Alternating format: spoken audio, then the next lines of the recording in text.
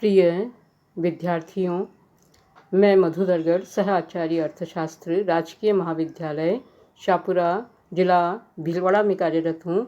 आज मैं आपको मुद्रा का वर्गीकरण के बारे में बताऊंगी। Classification of money. मुद्रा का वर्गीकरण भिन्न भिन्न दृष्टिकोणों के अनुसार किया गया है। इनमें 3 प्रमुख हैं। ए है प्रकृति के आधार पर वर्गीकरण, जिसमें हम उसको वास्तविक मुद्रा व हिसाबी मुद्रा में विभाजित करते हैं। बी है वैधानिकता के आधार पर वर्गीकरण, जिसमें हम विधिग्राह्य मुद्रा व ऐच्छिक मुद्रा के रूप में विभाजित करते हैं। और सी है पदार्थ के आधार पर वर्गीकरण, जिसमें हम धात्विक मुद्रा व कागजी मुद्रा के आधार पर वर्गीकृत करते हैं। तो ए हम लेंगे वास्तविक मुद्रा व हिसाबी मुद्रा। वास्तविक मुद्रा को फिर 2 भागों में बांटा गया है, वस्तु मुद्रा और प्रतिनिधि मुद्रा।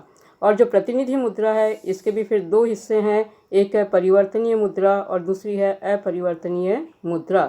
तो सबसे पहले हम लेंगे वास्तविक मुद्रा। तो वास्तविक मुद्रा का अर्थ उस मुद्रा से होता है जो किसी देश में वास्तव में प्रचलन में होती है। वह मुद्रा विनिमय के माध्यम, मूल्य का मापक तथा मूल्य संचयन का कार्य करती है। कीन्स ने इसे मुख्य मुद्रा के नाम से पुकारा है। बेनहम ने इसे चलन की इकाई कहा है। तो ये कहलाती है वास्तविक मुद्रा। और दूसरी है हिसाबी मुद्रा, मनी ऑफ अकाउंट्स। तो यह वह मुद्रा होती है जिसका प्रयोग देश में हिसाब या लेन देन के लिए होता है। ऋण, वस्तुओं का मूल्य, सामान्य क्रय शक्ति, ये इसी में व्यक्त की जाती है। तो वह मुद्रा जिसका प्रयोग देश में हिसाब या लेन देन के लिए किया जाता है, उसे हम हिसाबी मुद्रा कहते हैं। सेलिगमैन ने इसे आदर्श मुद्रा के नाम से पुकारा है और बेनहम ने इसे हिसाब की इकाई के नाम से पुकारा है। सामान्यतः वास्तविक मुद्रा ही हिसाब किताब की मुद्रा समझी जाती है, पर कभी कभी विशेष परिस्थितियों में दोनों अलग अलग भी हो सकती है। जैसे भारत में रुपया वास्तविक मुद्रा व हिसाबी मुद्रा दोनों है, लेकिन द्वितीय विश्व युद्ध के समय जर्मनी में वास्तविक मुद्रा मार्क थी, जबकि हिसाब किताब की मुद्रा फ्रैंक व डॉलर कर रहे थे। इसके बाद हम लेते हैं कि प्रोफेसर कीन्स ने वास्तविक मुद्रा को 2 भागों में विभाजित किया है। पहला है वस्तु मुद्रा और दूसरी है प्रतिनिधि मुद्रा। तो पहली हम वस्तु मुद्रा लेते हैं कि वह मुद्रा जो किसी धातु की बनी होती है, इसका धात्विक मूल्य उस पर अंकित मूल्य के बराबर होता है। वह मुद्रा जिसका आंतरिक मूल्य उसके बाह्य मूल्य के बराबर हो, पूर्णकाय मुद्रा कहलाती है।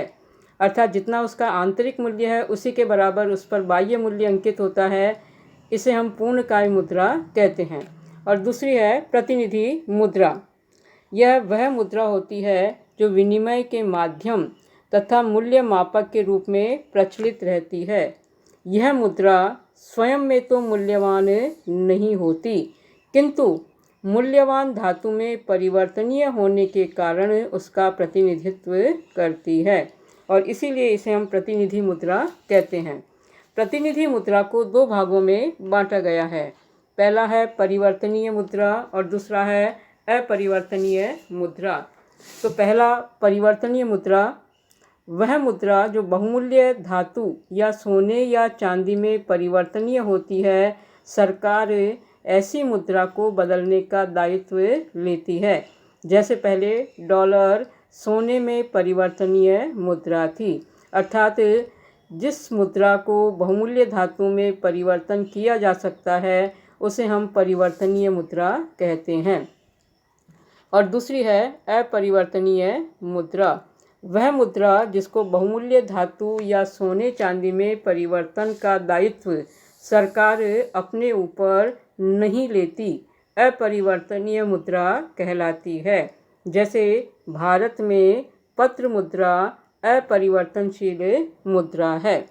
तो इस तरह से ये पहला प्रकार मैंने आपको बताया कि प्रकृति के आधार पर मुद्रा का वर्गीकरण, जिसमें हमने मुद्रा को वास्तविक मुद्रा और हिसाबी मुद्रा में विभाजित किया था। अब भी हम लेंगे वैधानिकता के आधार पर मुद्रा का वर्गीकरण।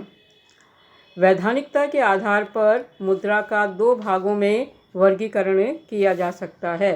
ए है विधिग्राह्य मुद्रा और बी है ऐच्छिक मुद्रा। तो पहले हम लेते हैं विधिग्राह्य मुद्रा। वह मुद्रा जो सरकार द्वारा घोषित मुद्रा होती है विधिग्राह्य मुद्रा कहलाती है। इसके पीछे कानून की शक्ति होती है और इसी आधार पर यह मुद्रा जन साधारण के द्वारा स्वीकार की जाती है।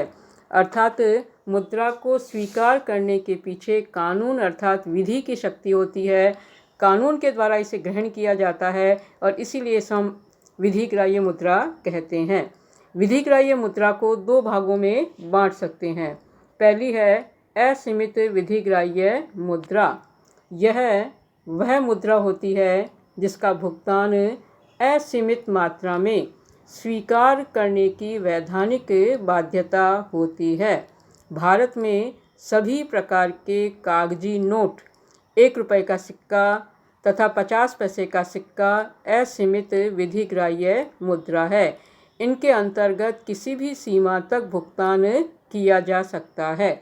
इसके बाद दूसरा है सीमित विधिग्राह्य मुद्रा। यह वह मुद्रा होती है जिसको एक निश्चित सीमा तक ही स्वीकार करने की वैधानिक बाध्यता होती है।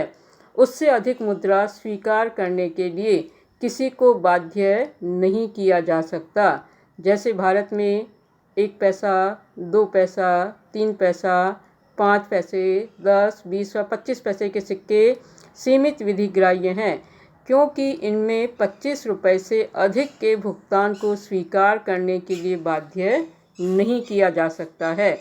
तो आप अगर इन 1 पैसे, 2 पैसे, 3 पैसे, 5, 10, 20 व 25 पैसे के सिक्के ले जाते हैं तो अधिकतम 25 रुपये से तक ही भुगतान कर सकता है। 25 रुपये से अधिक का भुगतान नहीं किया जा सकता है।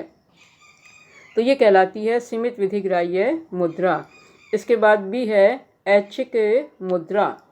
यह वह मुद्रा होती है जिसको स्वीकार करने के लिए व्यक्ति को बाध्य नहीं किया जा सकता।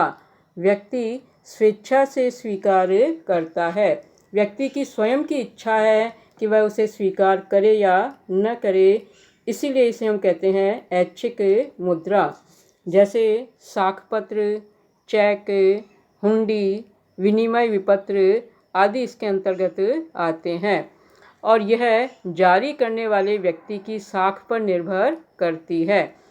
तो ये है ऐच्छिक मुद्रा। तो आज मैंने आपको विधिग्राह्य मुद्रा व ऐच्छिक मुद्रा के बारे में अभी जानकारी दी है।